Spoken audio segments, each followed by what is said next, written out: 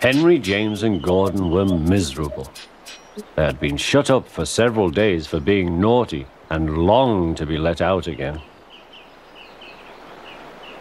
At last, the Fat Controller arrived. "I hope you are sorry," he said, "and understand that you are not so important after all.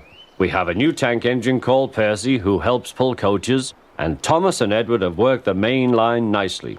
But I will let you out now if you promise to be good." "Yes, sir," said the three engines, "we will." "That's right, but please remember that this no shunting nonsense must stop." He then told Percy, Edward, and Thomas that they could go and play on the branch line for a few days.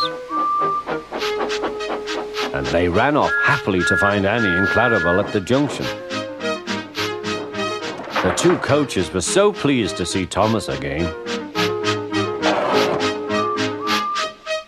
Edward and Percy played with trucks. "Stop, stop, stop," screamed the trucks as they were pushed into their proper sidings. But the two engines laughed and went on shunting till the trucks were tidily arranged.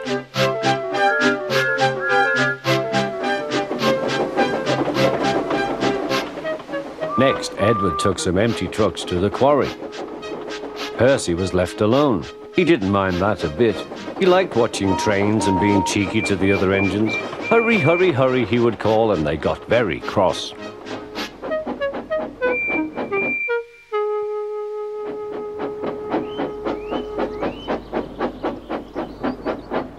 After a great deal of shunting, Percy was waiting for the signalman to set the point so that he could get back to the yard.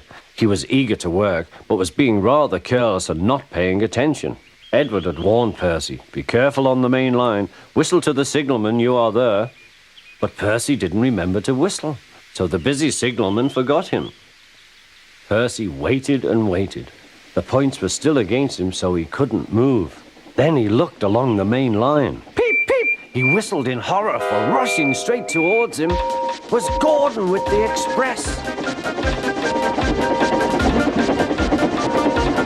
"Oh!" groaned Gordon. "Get out of my way!"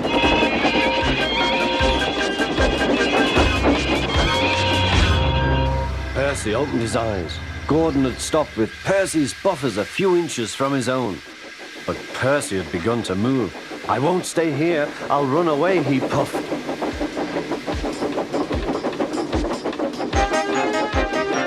He went straight through Edward's station and was so frightened that he ran right up Gordon's hill without stopping.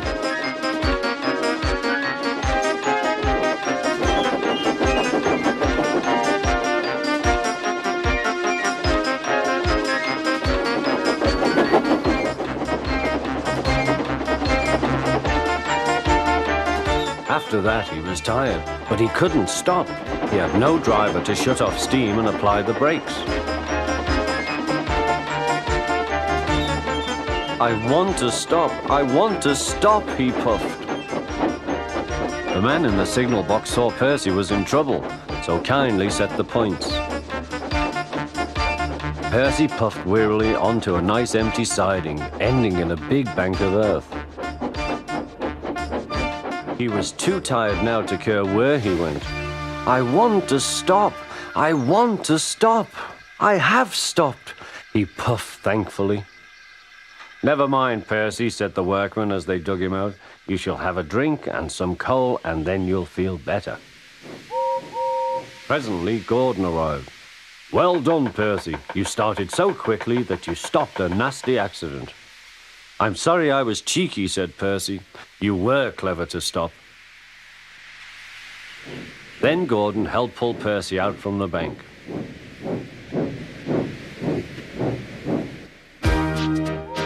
Percy is still cheeky because he is that sort of engine, but he is always most careful when he goes on the main line.